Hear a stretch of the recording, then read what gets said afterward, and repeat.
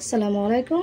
আজকে আপনাদের জন্য নিয়ে আসলাম পাউরুটি দিয়ে ব্রেড গ্রাম। আমরা সব সময় বাজার থেকে মার্কেট থেকে ব্রেড গ্রাম কিনে আনি নাস্তা রেডি করার জন্য, তাই আমি আজকে নিয়ে আসলাম পাউরুটি।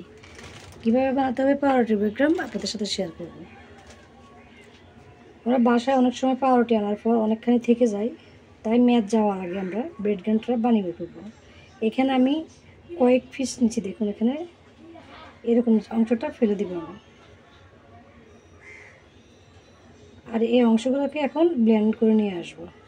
ব্লেন্ড করতে হবে কিন্তু একটু দানা দানা সিস্টেম রাখতে হবে, একেবারে মিহি করা যাবে না। দেখুন পাউরুটি দিয়ে ব্রেড গ্রাম বানিয়ে নিয়ে আসলাম আমি ব্লেন্ড করে। এবার আমি এগুলোকে চুলার মধ্যে টেলে নেব। হালকা জালে চুলার মধ্যে টেলে নিতে হবে। চুলায় একটা তাওয়া বসিয়ে দিলাম। ফ্রাই প্যানে করতে চেষ্টা করবেন ব্রেড গ্রামের পুরিগুলো টাওয়ার জন্যে। চুলাটা একেবারে কমিয়ে দিব। জালটা বেশি দিলে কিন্তু পুড়ে যেতে পারে। দিয়ে দিচ্ছি সবগুলো ব্রেড গ্রাম।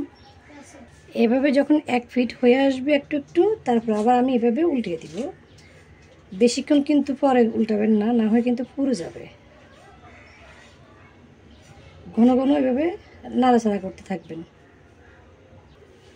তাহলে দেখুন অনবরত লাড়তে লাড়তে এভাবে সুন্দর একটা কালার হয়ে আসবে এবং একেবারে সুন্দর মুচমুচে হয়ে যাবে।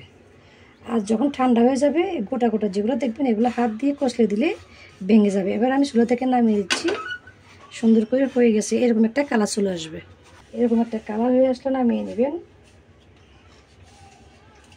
এখানে যে বড় বড় দানা দানা দেখা যাচ্ছে এগুলোকে এভাবে হাত দিয়ে একটু ভেঙে দিলে সুন্দর গুলি হয়ে যাবে। অনেক দিন সংরক্ষণ করতে পারবেন এয়ারটাইট বক্সে রেখে। আজকের রেসিপিটা আপনাদের কাছে কেমন লাগলো? এই ছোট্ট সহজ রেসিপিটা পেতে আমার চ্যানেলটাকে সাবস্ক্রাইব করে আমার পাশে থাকবেন। আজকের রেসিপিটা এখানে শেষ করে বিদায় নিচ্ছি। সবাই ভালো থাকবেন। আল্লাহ হাফেজ।